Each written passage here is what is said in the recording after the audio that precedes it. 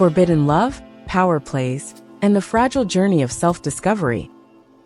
Le Rempart de Béguines is a provocative dive into a world where class and desire collide. What happens when seduction becomes manipulation, and freedom feels like a cage? Let's unravel the layers of this controversial 1972 French drama that still sparks debate today. In a tranquil provincial town in post-war France, Helen, a 17-year-old girl, navigates the quiet monotony of her upper-middle-class life.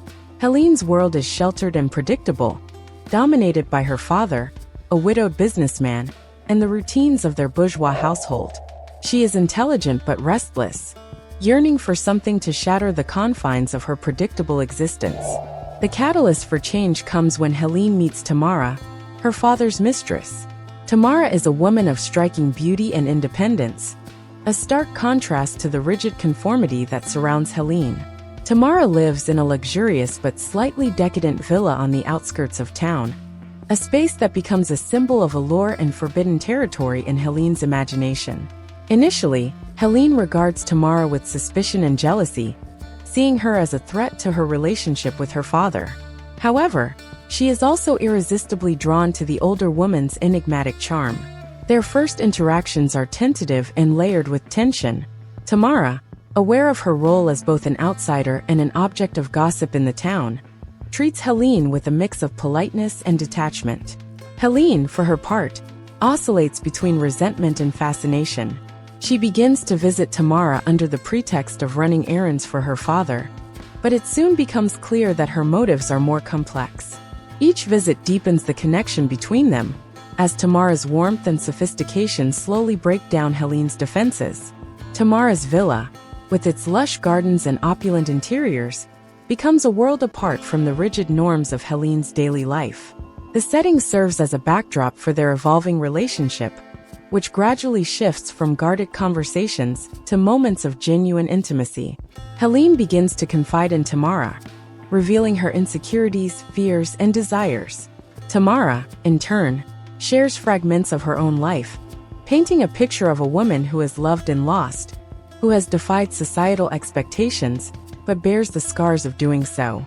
As the bond between Helen and Tamara deepens, their relationship takes on a romantic and sexual dimension. This development is both thrilling and unsettling for Helen, who is grappling with her own burgeoning sexuality and the societal taboos surrounding their connection. For Tamara, the relationship is equally fraught, a mix of genuine affection and the knowledge that it is doomed to provoke scandal and judgment. The secrecy of their liaison adds a layer of intensity to their encounters. Helen's visits to the villa become a clandestine escape, a chance to explore her feelings without the constraints of her father's authority or the town's prying eyes.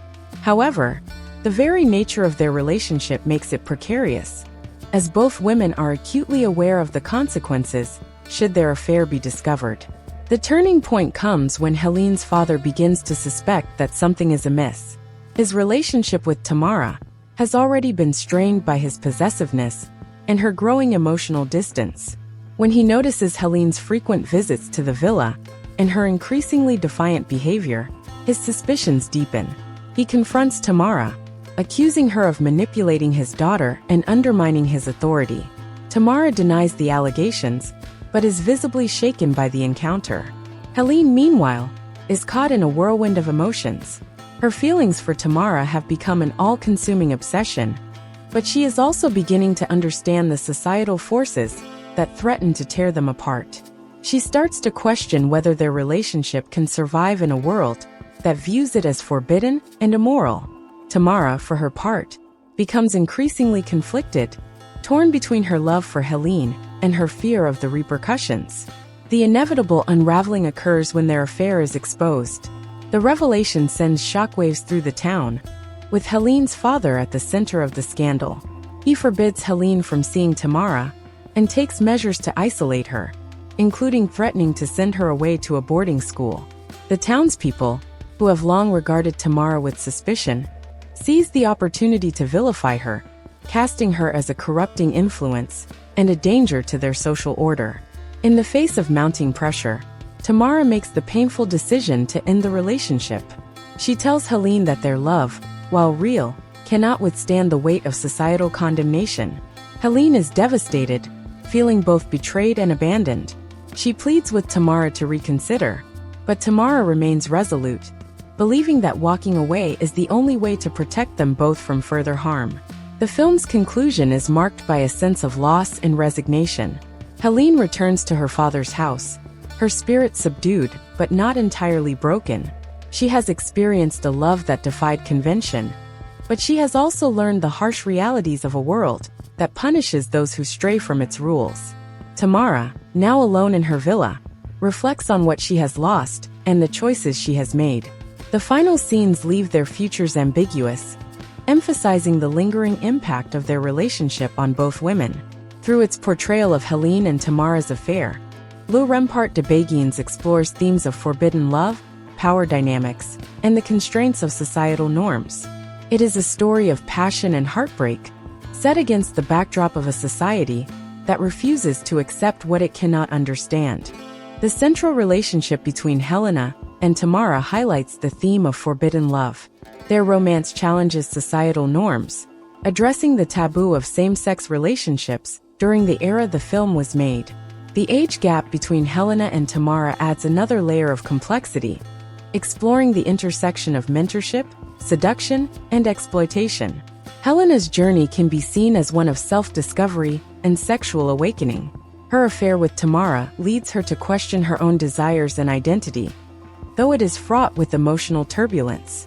The story also delves into the repression and liberation of female sexuality, showing the consequences of challenging traditional roles.